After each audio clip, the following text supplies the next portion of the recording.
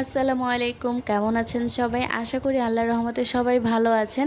বিকেলে আমি এই ফুল পিঠাগুলো ভেজে নিচ্ছিলাম। এই ফুল পিঠা বা নকশি পিঠা কিন্তু গাজীপুরের ঐতিহ্যবাহী একটি পিঠা। আমার শ্বশুরবাড়ি হচ্ছে গাজীপুর, তো গাজীপুর থেকে এই পিঠাগুলো এসেছে। আমার মামি শাশুড়িরা খুব যত্ন করে আমাদের জন্য এই পিঠাগুলো বানিয়ে পাঠিয়েছে। তারা জানে আমরা অনেক বেশি পছন্দ করি এই পিঠাগুলো। ঢাকা শহর তো এইসব ফুল পিঠা বা নকশি পিঠা পাওয়াই যায় না। এখন হয়তো অনলাইনেও পাওয়া যায়, কিন্তু গ্রামে তাদের হাতে বানানো এইসব পিঠাগুলো খেতে কিন্তু অন্যরকম একটা মজাই লাগে। আর এইটা হচ্ছে পাতা পিঠা। আজকে এই পিঠাগুলো ভেজে নিয়েছি আমার ননদের শ্বশুর বাড়ি নেওয়ার জন্য। শুধু আমরা একা একা খাবো যে তা কিন্তু না, সবাইকে দিয়েই খাবো। তারাও অনেক বেশি পছন্দ করে।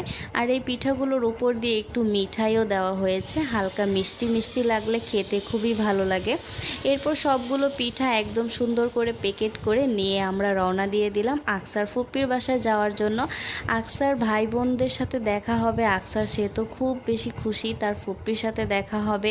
এই যে দেখুন, সে রাস্তায় গাড়ি দেখতে দেখতে যাচ্ছে।